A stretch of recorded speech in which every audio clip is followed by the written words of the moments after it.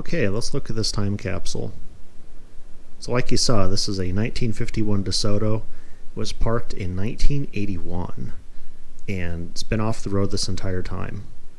And there's some really cool stuff about this car. I wanted to catch on video before I clean anything because the condition of the car is super nice. And it's only 19,000 miles, but sitting for that long, since 1981, you wouldn't expect it to be as nice as it is. So I'm going to take you on a quick tour before I clean anything and show you just how sweet this car really is. All the trim is intact except for one tiny little piece. It's got the original DeSoto head on there, which is pretty sweet. Original script and the distinctive grille that these cars had. And yeah, look at that plate. Expires 1981.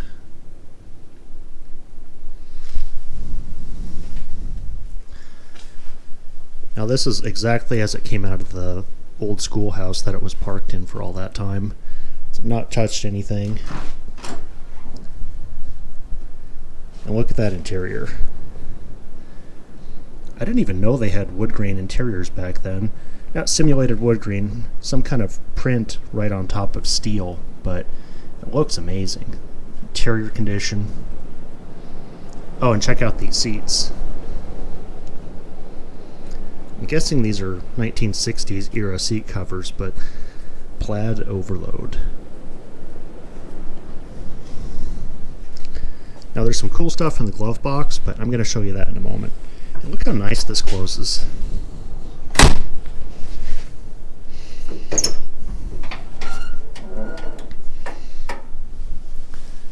Original spare tire.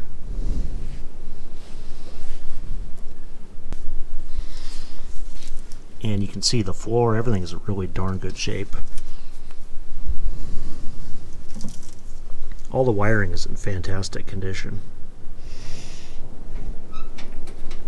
You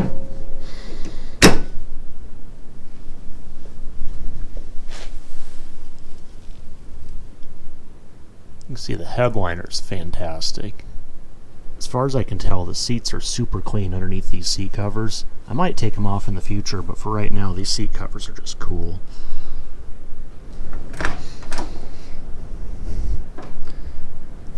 But check this out.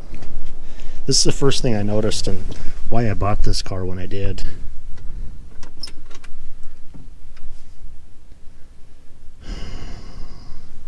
First thing I noticed, I looked Kleenex from 1976. And no mouse chew marks. Somehow this car sat this entire time and never had mice in it. I don't know how that happens. My Duster gets mice in it after 2 months. I have to keep mouse traps out here.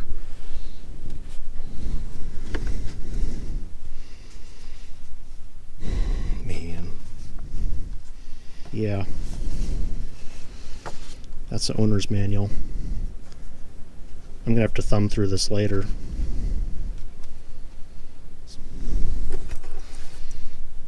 Second set of keys. That's cool.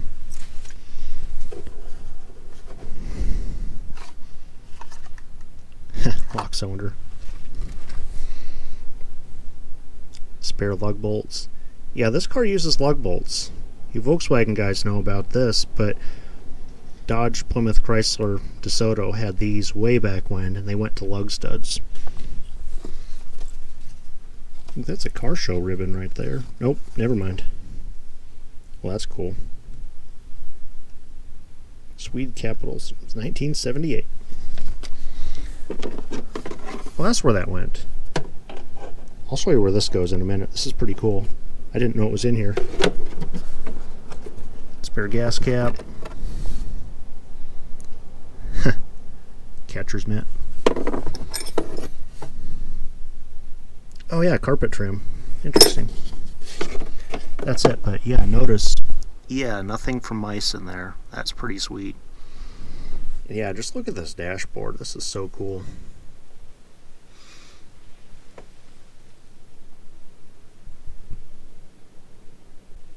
And that carpet.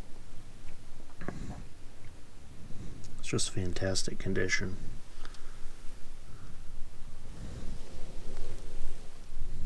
safety clutch. I'm guessing this is going to be a fluid drive model. We'll see. I hope it is, actually.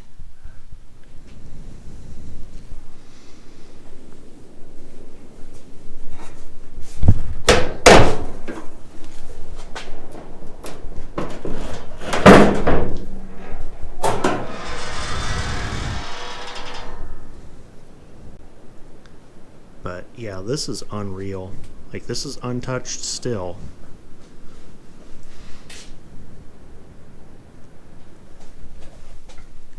Yep, it's supposed to be like a 250 cubic inch straight 6 in here. It's pretty cool. It's got an element style filter. We went away from that in the 70s, and now cars are going back to that. All the original chalk marks, factory markings. So I'm going to go through it and see. I'm hoping to have this running by spring. See what happens. And yeah, inside the glove compartment,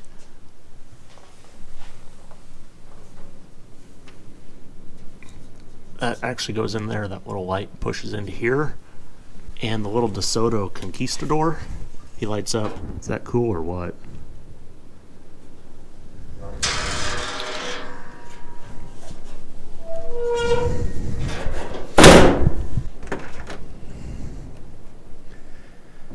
Check this out. That's all the wear it has on it. The applied wood grain's a little worn here from the guy chilling with his arm out the window, like I'm gonna do.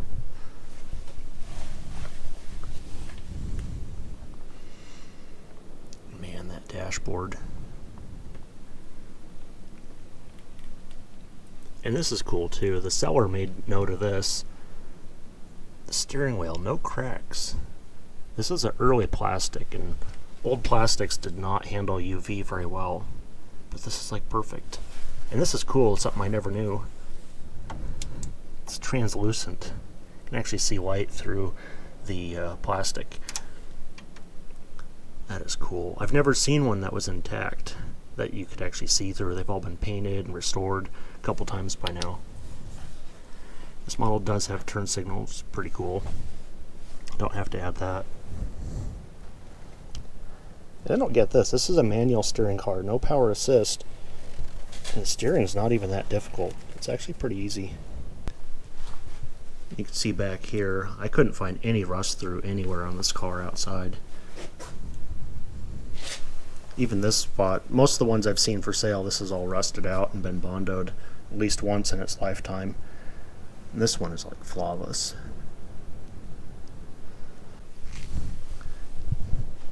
So yeah, if you know me in real life, you know I've talked about buying a 50s car for a long time, and I've wanted something like this, but I knew it'd happen eventually, but so glad I got one now. And you're going to see this in my dash cam videos too, because I'm going to set up just like my other cars. I'm going to drive this thing everywhere. This is cool.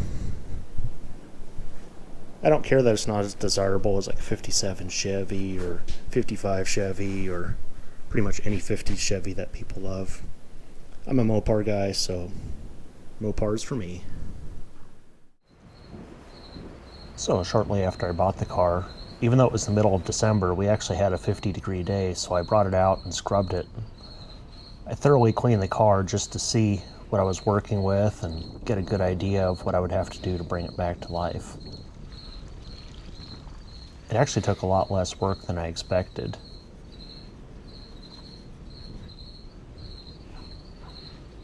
I scrubbed every square inch of the car.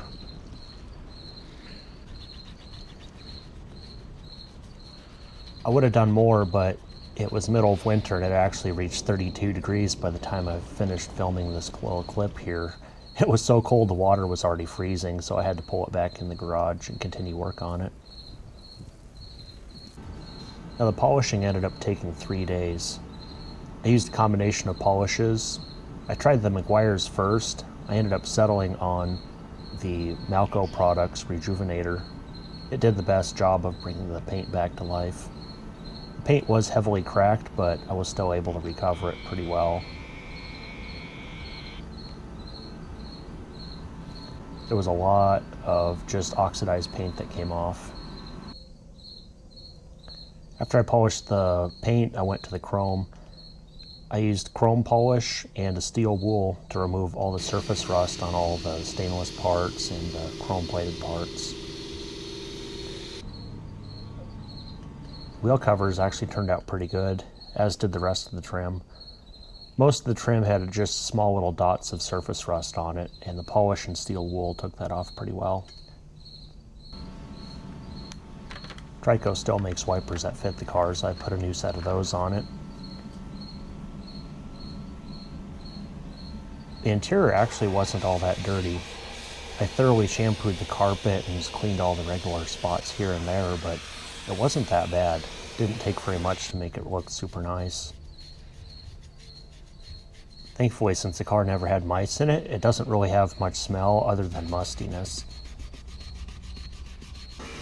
It was a very small amount of mold on some of the surfaces, and it came off pretty easily. I was surprised at how good a condition that 75-year-old carpet is.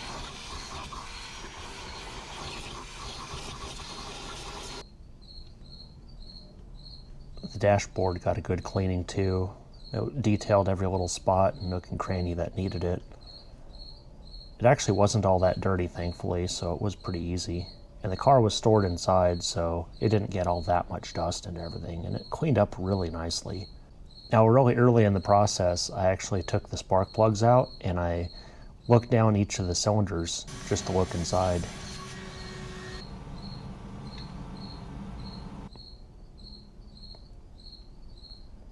There was surprisingly little rust inside the combustion chambers, so I poured transmission fluid down each of the holes.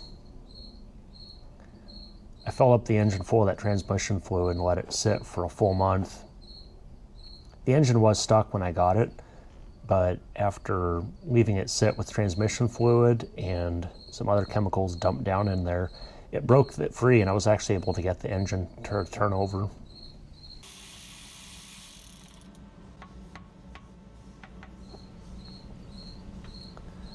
And I was surprised that it had green coolant in it because green coolant wasn't around in 1951, but looks like the old guy maintained the car pretty well throughout the years, and at some point he put some 70s era green coolant in it.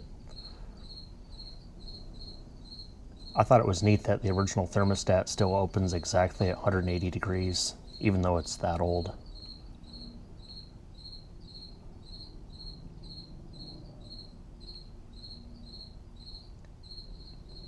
Thankfully, I was still able to get a brand new water pump, and I installed that. A lot of the gaskets were either really expensive or not available, so I made them from scratch.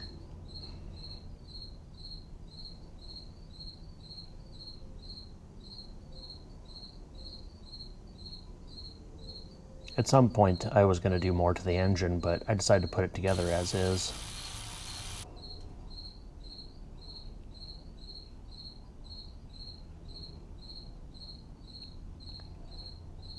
Like you see, the driver's side wheel lugs are actually reverse thread. Thankfully, I didn't go to town on them with the impact wrench because I was already familiar with them being reverse threaded on the driver's side. That was a Dodge thing all the way up through the early 70s.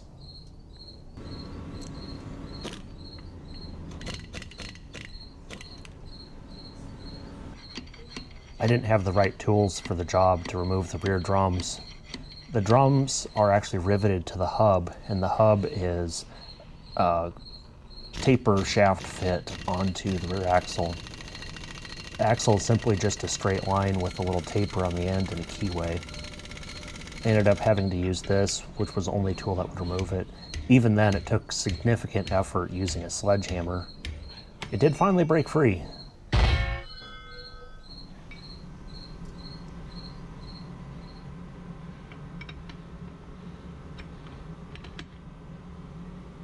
Oh wow, came off.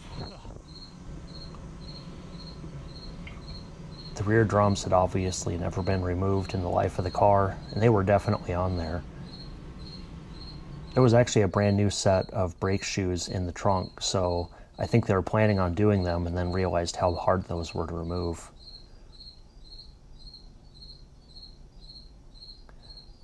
The front brakes were pretty easy. They're just standard like most of the Dodges I work on. The only difference being they have dual wheel cylinders, one at the top and bottom. I did replace the brake hoses as well. Pretty much every part of the brake system got replaced, other than one small line and the stoplight switch, which still works perfectly fine. Everything else got replaced. The shoes were brand new. I could tell because they weren't seated very well. They weren't adjusted correctly, so I adjusted them correctly when I reassembled it. I also took great care to not let any of the dust escape, because this is the forbidden sprinkles kind of dust. I did as best as I can, keeping it from spreading around. The wheel cylinders I got, some of them came with the wrong length of push rods for the brake shoes, so I just turned them down in my lathe and shortened them.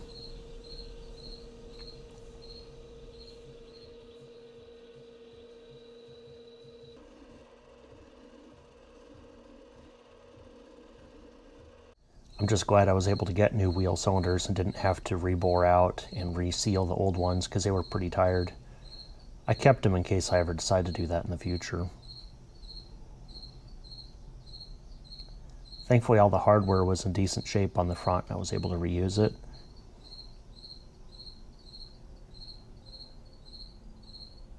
Now, like I mentioned, all the lines got replaced, and the lines, I just made them all from scratch from regular line. I suppose somewhere on the internet you could find a pre-bent line kit, but I'm used to making my own brake lines, so I just whip them out pretty fast anymore. I've got a pretty good regimen of chamfering, cutting, and flaring, and I can make really nice flares pretty easily using an old Craftsman tool I bought back in the day.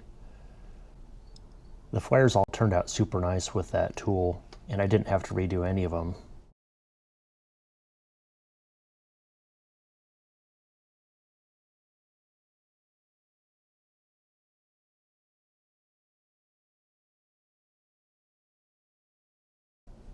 Now, the fuel tank was in pretty bad shape inside.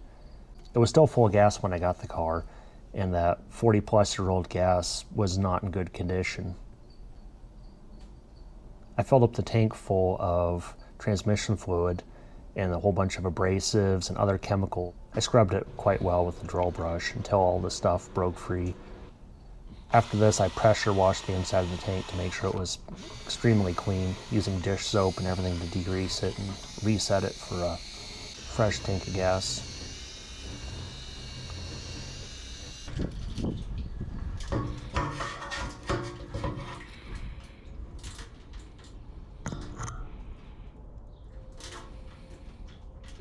I also made an attachment and I sprayed carburetor cleaner through lines. I was able to fully flush lines front to back.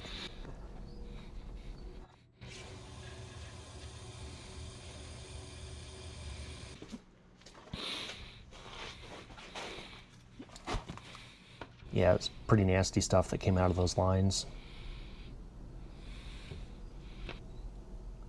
I was able to clean the sending unit and it started working, and I reinstalled it. And yeah, it's interesting, it uses a cork float. I'd never seen that before.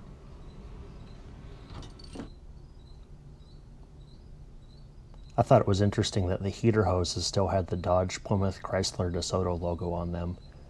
However, they were in such bad shape that they crumbled in your hands, so it got all new hoses front to back.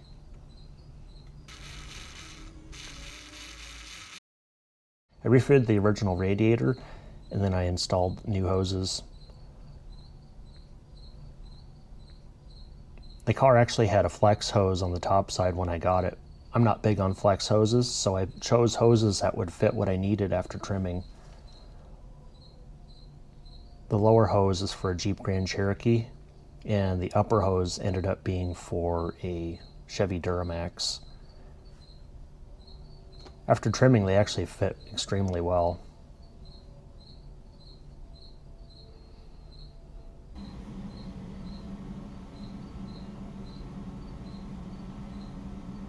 I reused the original clamps too, because the original clamps were in good condition, far better than anything you get today. It was interesting draining this oil that had been in the car that long. it was actually not all that bad a shape. While it was black, the oil didn't have any moisture in it and was in surprisingly decent condition.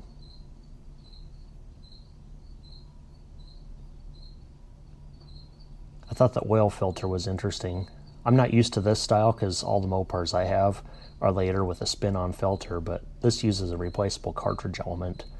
I thought it was interesting that it had the Co-op Cooperative logo on it. I also drained the transmission oil as well.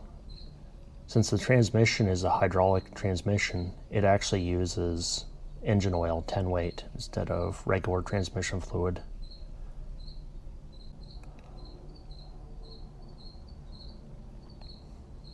I did install a new condenser in the distributor, but I left the points alone for now.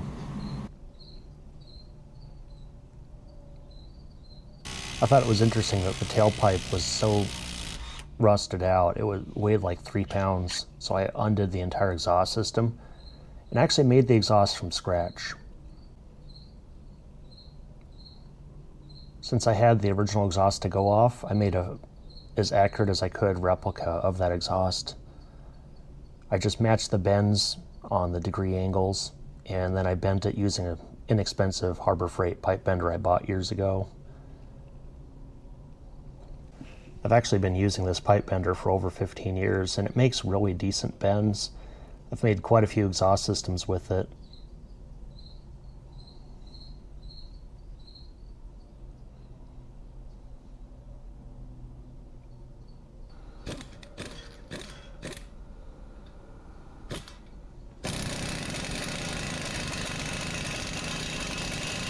I have the exhaust tailpipe exiting at the same angle and style as the original.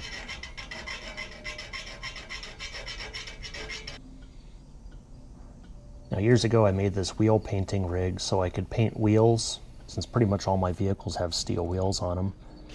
And I can easily paint and get a super smooth finish because the wheel spins while it's on there. So I can deposit the paint super fast and close, and I end up with a really mirror finish, even out of spray paint. This was originally the passenger front wheel, and it was so rusted out I didn't really trust it for driving every day. It still holds air, but the metal is definitely thinned out and had a lot of pitting on it, so this one's just going to be the spare tire. But I still painted it so it looked nice.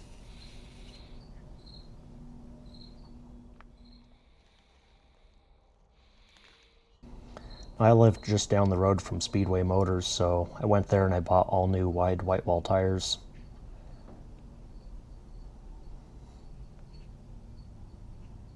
This is one of the few cars from the early 50s that is actually appropriate to have white wall tires on, because a lot of cars just didn't get them because that was expensive, but this DeSoto is considered a luxury car.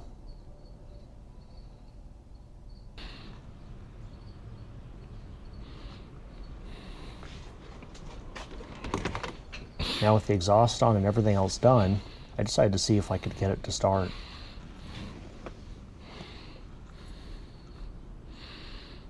At first I turned it over and I wasn't getting any spark. I had a spark tester on it and I didn't see any spark pulses going through it, so there was no ignition.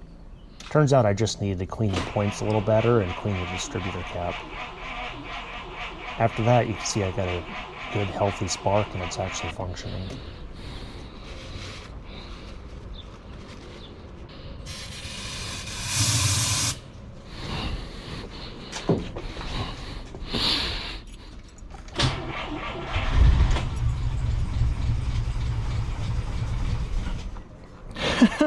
It started.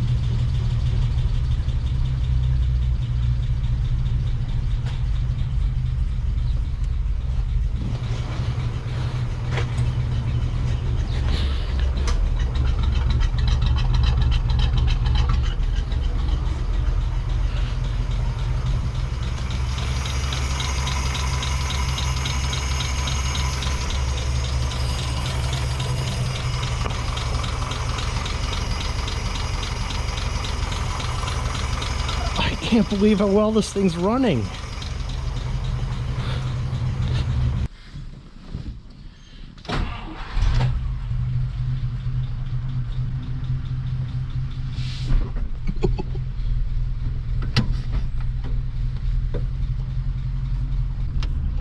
The steering is so easy for a manual steering car. Okay, stop.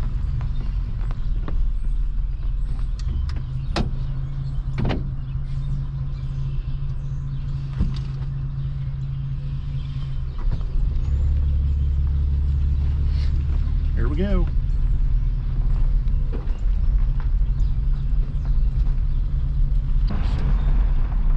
Brakes are pretty good. So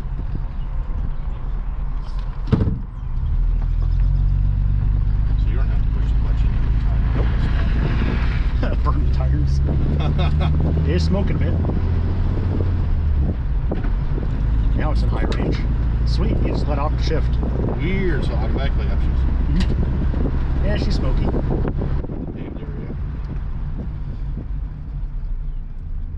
Let's see how tight I can turn around. Oh yeah. Wow, she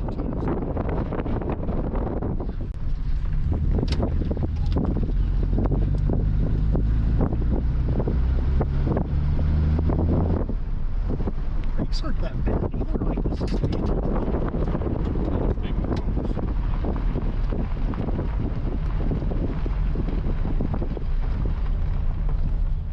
Alright, I'm gonna get a quick video here.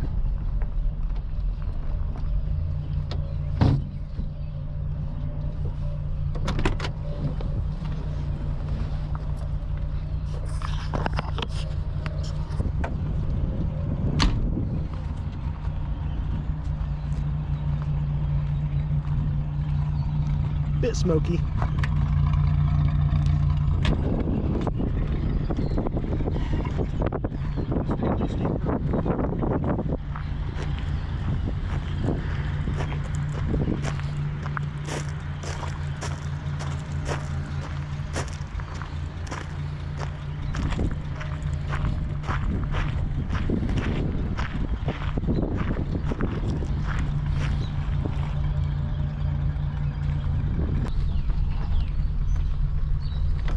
Oh, yeah. Plenty of room on this side. Get on the room.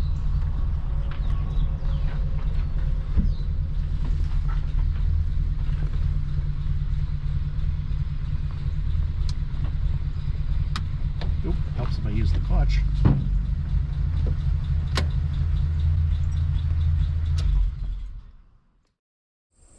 Well, I'm going to call that 100% success. I got this car back on the road, let alone driving. It's been a daily driver. I've put over 2,000 miles on it this summer, and it drove very well, surprisingly, considering the age. Now, you saw I went through everything step by step to make sure it'd be a good daily driver, but sometimes that isn't enough, but it was on this car. The only issues I had on the hot summer days like it is today, it did have some vapor lock issues, and I had it die a couple times on the road. I would drive just fine on the highway, but if I tried to drive through town at low speeds, it would just vapor lock, and that's a symptom of today's fuel more than anything wrong with the car. Today's fuel doesn't have as high a boiling point as vintage fuels did. I talked with a local Mopar guy, and he gave me some pretty good tips on what I could do to mitigate the vapor lock. Plus, I watched some YouTube videos that show how to do it as well, and that helped me out. I ended up running a 1/4-inch fuel line all the way from a special return fuel filter by the fuel pump. I ran that all the way back into the tank, into the sending unit. I brazed a barb into the sending unit, so I didn't really have to modify the tank. Any fuel that boils off is sent right back to the fuel system. The brakes on this car proved very good. I'm actually surprised because I've driven drum brake, manual brake cars before, and they didn't have very good braking performance, but this one has been excellent. Other than slightly more pedal pressure, it stops much like a power-assisted car with disc brakes, which I was not expecting that. I've even had a few situations where I hit the brakes and the car actually stopped too quickly and I had to let off the brakes a little bit, which didn't expect that. Pretty good, actually. So it's been good. Dang. Now I did keep and clean out the original tank, and the only issue I had with that was when I added the return fuel system, it actually circulated enough fuel that started picking up more rust particles from the bottom of the tank. Even though I did thoroughly pressure wash the tank, you're always going to miss a small amount. Small amounts of rust are going to flake off, which they did, and they plugged up the screen in the fuel pump. I was still able to limp the car home, and I pulled the fuel pump bowl, pulled the screen out. It now has 2 fuel filters anyway, so I'm not too worried about things getting plugged up in the carburetor. And speaking of the carburetor, I never rebuilt it. I just kind of had a hunch on the day I got it running that it might actually start. So I never rebuilt the carb. I was actually planning on doing that in the week after that filming, but ended up not really needing to. I still plan on rebuilding it just because I want to make sure it's 100%. At the same time, I'm going to do the head gasket. I don't really see any evidence of oil or coolant mixing or anything like that. I'm not seeing coolant out the tailpipe. I think the ports might be slightly plugged up from corrosion from the copper head gasket. So maybe over the winter I'll do the head gasket at some point, get the head planed. Other than that, though, I'm completely astonished with how reliable this car has been. I've not really had issues with any of the electrical on the car. The only issue I had when I first started getting it working was the dimmer switch, but I just sprayed some cleaner inside of the switch and that's all working correctly. Turn signals work, all the lights work, the wipers work. I even drove it to work on a rainy day. No problem. Made it just fine. And it's just really cool driving it anyway. Now this car's unlike anything you ever see on the road, so I have a barrel of fun driving it, just cruising through town, because who else drives a car that's about 75 years old? Most of the cars you see on the road are 10 years old or less. So if you followed the channel for a while, you know that I'm a pretty hardcore Mopar guy. And no surprise, that's actually been a family thing. When I bought this car, I didn't know the family actually had history specifically with DeSoto, but after that, my mom dug a photograph that she had stored away. It was actually from my great-grandfather, all the way back in the 1940s here in Nebraska. There's a picture of his car. Lo and behold, he had a 1941 DeSoto. So I think it's pretty cool that I've come full circle and own a similar car to what my great-grandfather had. Well, I hope you enjoyed watching this as much as I enjoyed filming. This was just a really fun project overall, and it was amazing how little work it really took at the end of the day to get it running and driving, and daily driving, like driving this 100 miles to work every day. I never expected that. I figured I'd have to do way more work to the engine and transmission and the drivetrain just to get this thing to drive around, let alone daily drive. But now, having put 2,000 miles on it, I'm confident it's going to be a good car. And on that note, I will see you next time.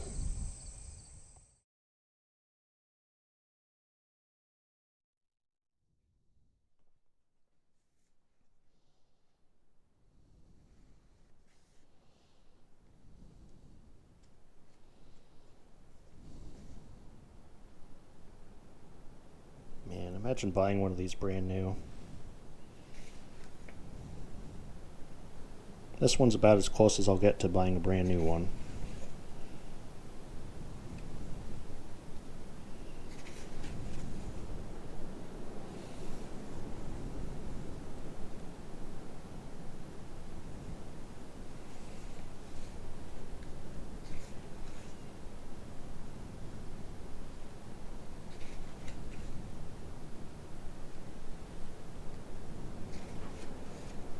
Man, every detail.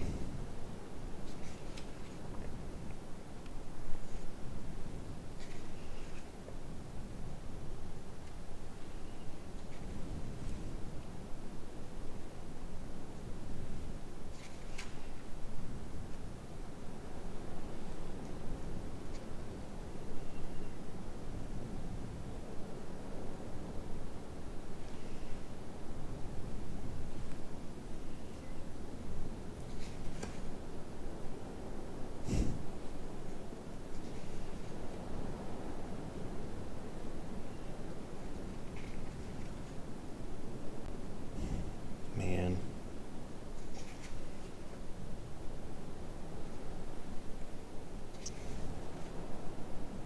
This tells you everything about how to service this car. Unreal. Even has a part numbers for the bulbs.